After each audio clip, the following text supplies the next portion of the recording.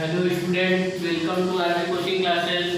आप लोगों को आज फिजिक्स के पहले चैप्टर में आवेश संरक्षण का नियम बताया जाएगा। पिछले वीडियो में आपको आवेश के बारे में बताया गया, आवेश क्या होता है और आवेश के मात्रक क्या होते हैं, ये सब पिछले वीडियो में आपको बता दिए गए हैं। जो छात्र अभी नहीं देख पाए वो पिछले वीडियो को पहले देख लेंगे, उसके बाद आगे हम लोग पढ़ते हैं आवेश संरक्षण का नियम।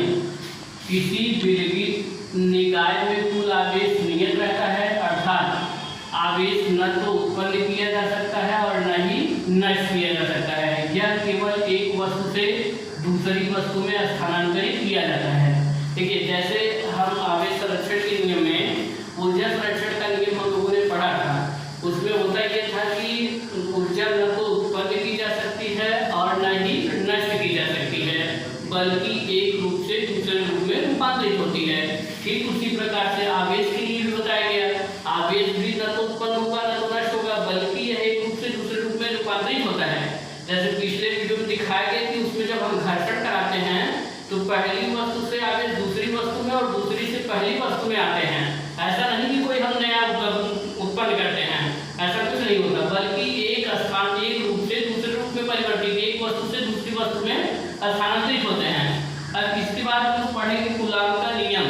देखिए, कूलाम का नियम जो है ये सबसे इम्पोर्टेंट टॉपिक है इस चैप्टर का। इसमें देखिए, कूलाम के नियम में किन्हीं दो स्थिर बिंदु आवेशों के बीच लगने वाला आकर्षण तथा प्रतिकर्षण बल उनकी मात्राओं के गुणनफल के अनुक्रमानुपाती तथा उनके बीच की दूरी के वर्ग के व्युत्क्रमानुपाती होता है।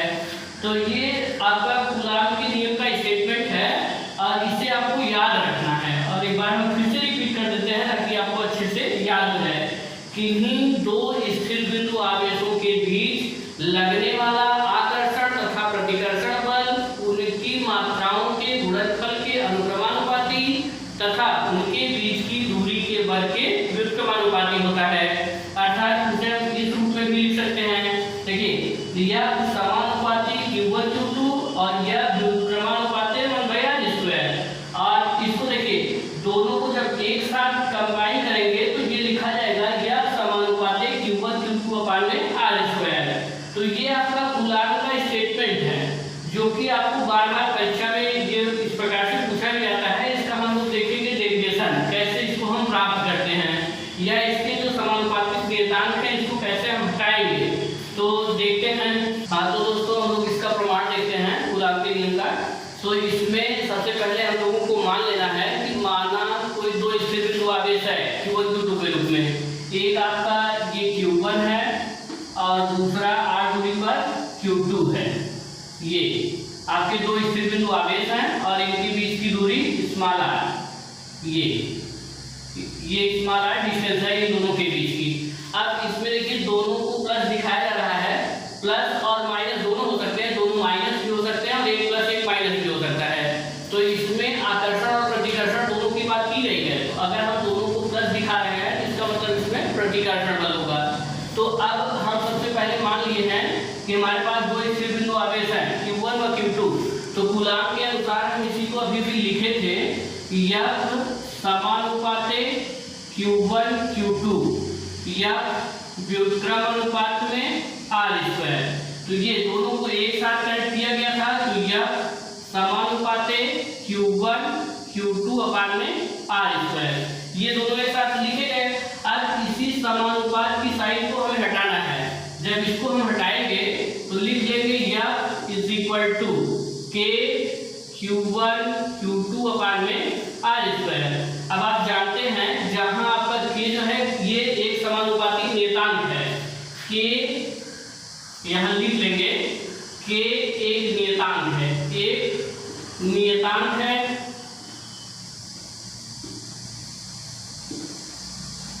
जिसका मान अब K इक्वल टू, देखिए K की वैल्यू, K इक्वल टू होता है आपका 9 × 10⁹, ये मात्रक भी लिखिए इसका, न्यूटन मीटर स्क्वायर प्रति कूलाम स्क्वायर। ये आपका K का मान होता है। और K को एक प्रकार से हम और लिखते हैं, K = 1/4 पाई एप्सिलॉन 0 ये इतना, ये सेम यूनिट।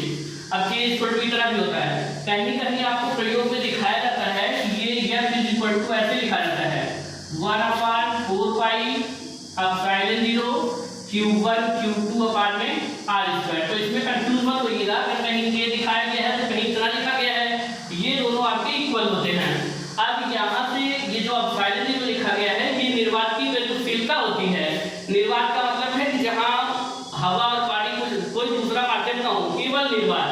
तो केवल निर्वात का मतलब है वहां कुछ भी ना उपस्थित हो, ना तो हवा, ना तो जल, ना तो मोम, इस प्रकार की कोई कंडीशन नहीं होनी चाहिए।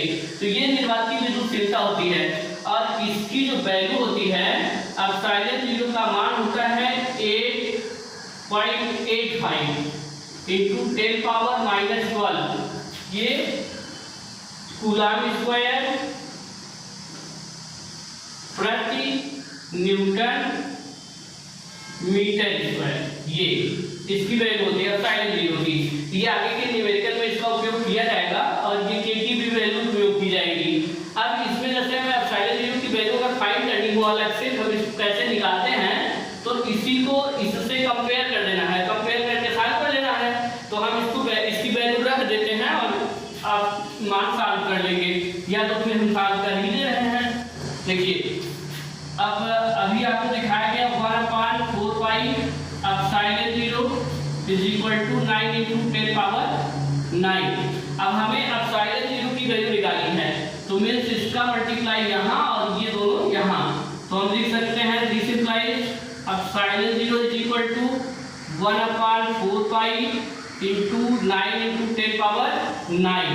अब इसमें हम इसकी वैल्यू रख देंगे, तो ये हो जाएगा 1/4 पाई की वैल्यू 3.14 इंटू 9 इंटू 10⁻9 ये। अब इसको हम सॉल्व करेंगे और 1 में डिवाइड कर देंगे, तो सॉल्व करने के बाद ये आएगा 8.85 इंटू 10⁻12 और इसकी यूनिट को भी हम लिख देते हैं जो वहाँ लिखे थे कूलम स्क्वायर प्रति न्यूटन मीटर स्क्वायर। ये आपका एप्सिलॉन 0 का मान। तो अब इस प्रकार से एप्सिलॉन 0 के बाद हमको देखना है इसका एक एग्जांपल, कूलम के नियम पर हम किस प्रकार से एग्जांपल आधारित है उसको दिखाते हैं।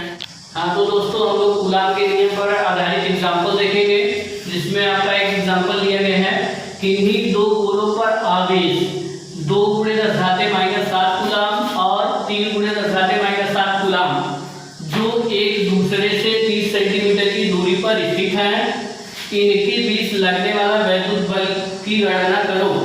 जहां आपका दिया गया एप्सिलॉन 0 की value epsilon 0 equal to 8.85 × 10⁻12 coulomb square प्रति न्यूटन मीटर स्क्वायर, ये आपका दिया गया है। तो देखिए हमें क्या क्या पता है, सबसे पहले उसको हम कलेक्ट करेंगे, उसके बाद सॉल्व करेंगे। और ये जो एप्सिलॉन 0 की वैल्यू दी गई है, ये आप इसको भी यूज कर सकते हैं, और हमने इसके पहले अभी बताया 1/4 पाई एप्सिलॉन 0 की वैल्यू 9 इंटू 10⁻9 यूज करेंगे, तो उसमें एप्सिलॉन 0 भी आ जाएगा। तो ये अकेला आप इतना दिया गया है, जिसको देख के परेशान नहीं होंगे। तो चलिए हम लोग देखते हैं।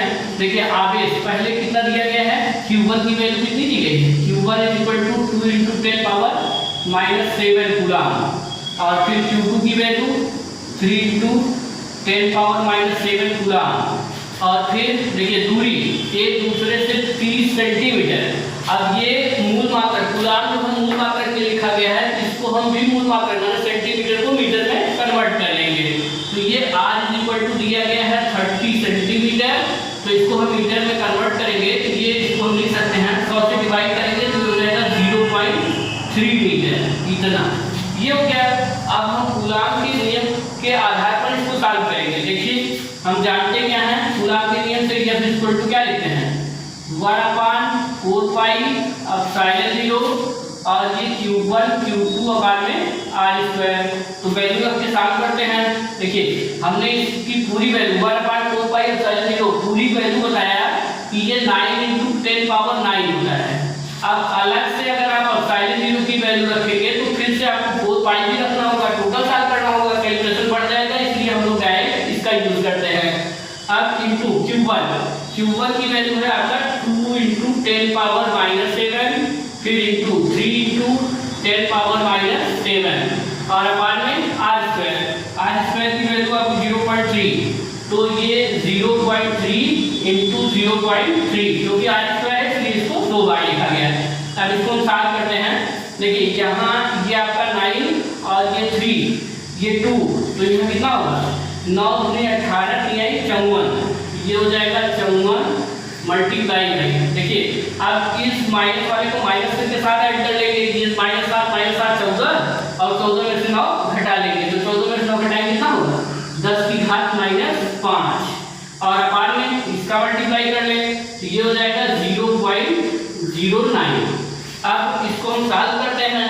देखिए इसको सॉल्व करेंगे तो यहाँ 9 × 9 और यहाँ 9 6 ये 9 × 9 9 54, तो इसको हम लिख सकते हैं 6 × 10 घाते -5 और अपार्टमेंट ये हो जाएगा 0.01। अब इस पॉइंट को हमें हटाना है तो हम इसमें क्या करेंगे 100 से मल्टीप्लाई कर देते हैं और 100 से डिवाइड, तो ये जो आपका डिवाइड कर रहा है डिनोमिनेटर के साथ मल्टीप्लाई करेगा, ये आपका पॉइंट खत्म कर देगा और ये इसकी 2 पावर को कम कर देगा, तो हम इसी को लिख सकते हैं। यहाँ हो जाएगा आपका 6 × 10 पावर -3। अब ये आपका आया कितना अपार्टमेंट 1.0। अब 1.0 इसके बाद 1 के बाद 0 लिखा जाए अगर लिखा जाए, डिनोमिनेटर में 1 नहीं भी लिखेंगे तो भी कोई प्रॉब्लम नहीं है। हमारा आंसर कितना आएगा ये 6 × 10 पावर -3 न्यूटन, यही हमारा दोनों आवेशों पर लगने वाला बल होगा। ये आपका आंसर है। तो इस प्रकार से क्या आपका सवाल हुआ। हाँ तो दोस्तों अब हम लोग पढ़ेंगे कूलाम के नियम का महत्व। देखिए महत्व में सबसे पहले में एक ही महत्वपूर्ण है, इसमें सबसे ज़्यादा जो लिखा गया है यहाँ कूलाम का नियम अधिक से अधिक और कम से कम दूरियों के लिए सत्य है। इसका मतलब अगर हम बहुत अधिक बिंदु आवेशों को बहुत अधिक दूरी पर रख देंगे तब भी कूलाम का नियम वहाँ काम करेगा और बहुत पास रख देंगे तब भी कूलाम का नियम कार्य करेगा। तो इसलिए लिखा गया है कूलाम का नियम अधिक से अधिक दूरी पर और कम से कम दूरी पर भी सत्य है। और दूसरी इसके बाद का टॉपिक है आपका वैद्युत बल की गुरुत्वाकर्षण बल से तुलना। तो देखिए वैद्युत बल जो अभी आपका कूलाम का नियम बताया गया और गुरुत्वाकर्षण बल एक आप पढ़े होंगे क्लास 11 में जो न्यूटन द्वारा दिया गया, वो भी सेम था, उसका स्टेटमेंट था, बता देना एक बार फिर से आपका रिवीजन हो जाएगा। किन्हीं ब्रह्मांड में उपस्थित किन्हीं 2 पिंडों के बीच लगने वाला आकर्षण बल उनकी मात्राओं के गुणनफल के अनुक्रमानुपाती तथा उनके बीच की दूरी के बल के व्युत्क्रमानुपाती होता है। यहाँ अंतर बस इतना है कि इसमें जो कूलाम ने बताया वो बताया कि 2 आवेशों के बीच लगेगा, आकर्षण और प्रतिकर्षण दोनों पर लग सकते हैं, जबकि न्यूटन ने गुरुत्वाकर्षण में बताया कि वो केवल द्रव्यमानों के बीच काम करेगा और केवल आकर्षण बल होगा। तो इसलिए इन दोनों में क्या अंतर है वही तुलना करके हमें बताना है। तो देखिए सबसे पहला अंतर वैद्युत बल गुरुत्वाकर्षण बल से अधिक प्रभावी होता है। देखिए अधिक प्रभावी होता है क्यों? ऐसा इसलिए होता है क्योंकि जो वैद्युत बल होता है इसमें आकर्षण और प्रतिकर्षण दोनों बल लगते हैं, जबकि गुरुत्वाकर्षण बल में केवल आकर्षण बल होता है। ये अभी हमने बताया कि जब केवल आपका द्रव्यमान होगा तो वहां केवल आकर्षण ही काम करेगा और जब आवेश की बात की जाएगी तो वहां आकर्षण और प्रतिकर्षण दोनों होंगे। इसलिए कहा गया कि ये वैद्युत बल आपका अधिक प्रभावी होता है। और दूसरे पॉइंट में देखिए वैद्युत बल आवेशों की प्रकृति पर निर्भर करता है, जबकि गुरुत्वाकर्षण बल प्रकृति पर निर्भर नहीं करता। देखिए ये प्रकृति पर क्यों निर्भर करेगा? क्योंकि आकर्षण और प्रतिकर्षण बहुत मायने रखता है। यहाँ आवेशों की प्रकृति का मतलब है धनात्मक और ऋणात्मक। जब दोनों आवेश धनावेशित होंगे या दोनों ऋणावेशित होंगे तब उसमें प्रतिकर्षण बल काम करेगा, और जब एक धनावेशित होगा और एक ऋणावेशित होगा तो उसमें आकर्षण काम करेगा।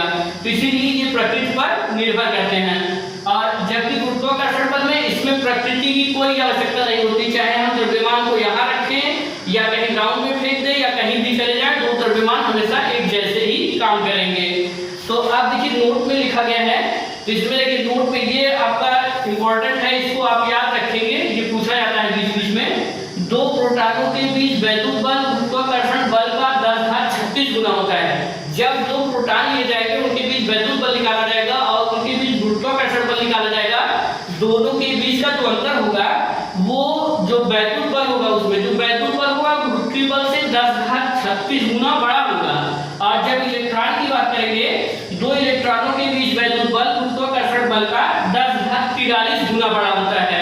इसका मतलब वैद्युत बल आपको हमेशा बड़ा जानना है और बड़ा होता भी है, वो रीजन भी साथ साथ आपको बता दिए गए हैं। अब हमें आगे अगला टॉपिक पढ़ना है कूलॉम के नियम का वेक्टर स्वरूप, जो ये भी इससे संबंधित, कूलॉम के नियम से संबंधित है। ये भी बेहद इंपॉर्टेंट टॉपिक है जिसे हम अगले वीडियो में आपको देंगे। बाकी ये हमारा वीडियो आप लाइक करिए, चैनल को सब्सक्राइब करिए और ज्यादा से ज्यादा अपने दोस्तों के साथ शेयर करिए, क्योंकि गर्मी बहुत ज्यादा